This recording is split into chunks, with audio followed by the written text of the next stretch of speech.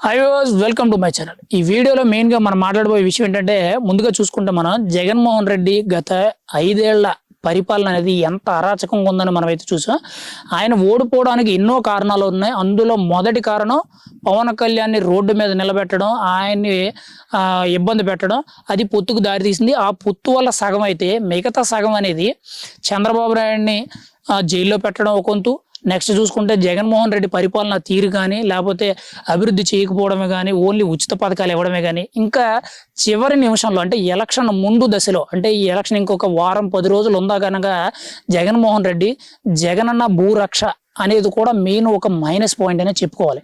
Actually ఆ minus point గురించి ఇప్పుడు మాట్లాడుకుందాం. యాక్చువల్లీ జగన్ ఎన్నికల అంటే మొన్న 2024 ఎలక్షన్ 10 రోజుల ముందైతే జగనన్న భూరక్షణ చట్టం కింద ఎవరైతే ప్రజల భూములు ఉంటాయో ఆ యొక్క ఆస్తి పత్రాల మీద, లేకపోతే వాళ్ళ పాస్బుక్ల మీద జగనన్న ఫోటో ఉండాలి అనేటట్టయితే ఒక రూల్ని తీసుకురావడం. అంతేకాకుండా జగనన్న భూ సంరక్షణ అని చెప్పి ఆ సర్వే రాళ్ళు ఏవైతే ఉన్నాయో ఆ సర్వే రాళ్ళు మీద ఆయన ఫోటోలు చెక్కించుకోవడం, పేర్లు రాపించుకోవడం అయితే జరిగింది. దానికోసం కొన్ని కోట్ల రూపాయల ప్రజాధనాన్ని అయితే దుర్వినియోగం చేయడం అయితే జరిగింది.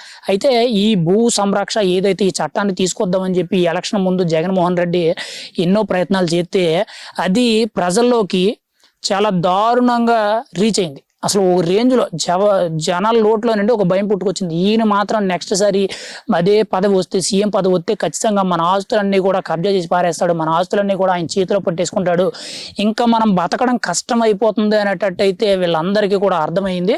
వీళ్ళందరూ కూడా ఒక దాటికి వచ్చి జగన్మోహన్ రెడ్డికి 11 సీట్లకు పరిమితం చేసినట్టు భారీ దెబ్బ అయితే కొట్టారు. కానీ ఇక్కడ జగనన్న ఈ భూ సంరక్షణ ఏదైతే ఉందో ఈ భూ సంరక్షణ మీద దాదాపుగా రాష్ట్ర వ్యాప్తంగా ఉన్న పొలాలు కానీ, స్థలాలు కానీ అన్ని చోట్ల కూడా ఆ సర్వే రాళ్ళు మీద జగన్మోహన్ రెడ్డి ఫోటో ఉండాలని చెప్పి దాదాపుగా 700 కోట్ల రూపాయలు పైగా ఆ రాళ్ల కోసం ఖర్చు పెట్టినట్టు తెలుస్తుంది. అంటే ప్రజాధనాన్ని, అంటే ఎక్కడ చూసినా సరే ఆ రాయి కనిపించాలి, ఆ రాయి మీద ఆయన ఫోటో ఉండాలి, లేదా ఆయన పేరు ఉండాలి అనేటట్టయితే ఫస్ట్ ఆయన ఫోటో వేశారంటే ఫోటో వేస్తుంటే అంత ప్రాపర్గా రావట్లేదు, ఇదంతా కరెక్ట్గా లేదని చెప్పి జగనన్న భూ సంరక్షణ అని చెప్పి ఒక టైటిల్ పెట్టి పెద్ద పెద్ద అక్షరాలతో ఒక మార్బుల్ ఏదైతే ఇప్పుడు గ్రానైట్ రాయి ఉంటుందో ఆ గ్రానైట్ రాయిని పాలిష్ రాయి కింద నీట్గా చెక్కి దాని మీద జగనన్న భూ సంరక్షణ అని చెప్పి పెట్టి ఆ రాళ్ళని కొన్ని లక్షల వేల రాళ్ళని డిజైన్ చేయడం అయితే జరిగింది. కానీ ఎక్కడ కూడా గవర్నమెంట్ మారిపోవడం వల్ల అవి ఎక్కడ కూడా పాతడం అయితే జరగలేదు.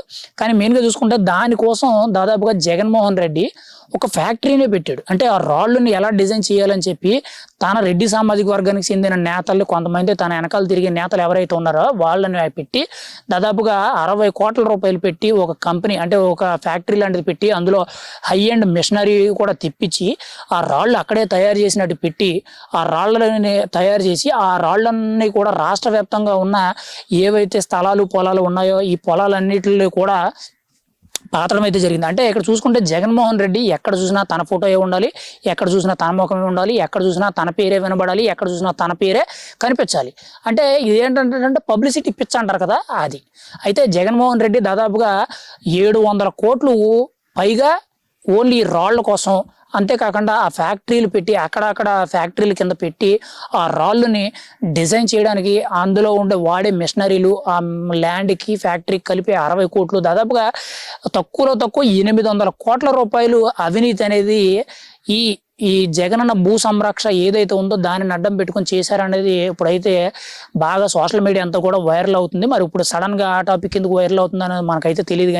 కానీ మెయిన్గా చూసుకుంటే జగన్మోహన్ రెడ్డి ప్రజాధనాన్ని ఓన్లీ ఈ జగనన్న భూ సంరక్షణ కింద ఈ రాళ్ళను డిజైన్ చేయడానికి, ఈ పాస్ పుస్తకాల మీద ఆయన ఫోటో వేయించుకోవడానికి, ఈ జగనన్న ల్యాండ్ టైటిల్ యాక్ట్ చట్టం ఏదైతే ఉందో ఇవన్నిటికి కూడా దాదాపుగా 800 కోట్ల రూపాయలు అనేది ప్రజాధనాన్ని దుర్వినియోగం చేశాడని చెప్పి చాలా ఆరోపణలు అయితే నెట్లో బాగా వైరల్ అవుతున్నాయి. ఎవరో కానీ ఒక మనిషి అయితే ఆ ఫ్యాక్టరీకి వెళ్ళి ఏంటి ఫ్యాక్టరీ అని చెప్పి ఫ్యాక్టరీ మొత్తం వీడియో తీసి ఇది ఏంటి ఫ్యాక్టరీ అనుకుంటున్నారా అని చెప్పి అక్కడ ఏదైతే రాళ్ళు డిజైన్ అవుతున్నాయో ఆ డిజైన్ అయిన రాళ్ళని, ఇంకా డిజైన్ చేయవలసిన రాళ్ళని, అక్కడ ఏదైతే మిషనరీ ఉపయోగిస్తున్నారో అది, ఆ ఫ్యాక్టరీ మొత్తాన్ని కూడా ఒక వీడియో తీసి వైరల్ చేస్తున్నారు.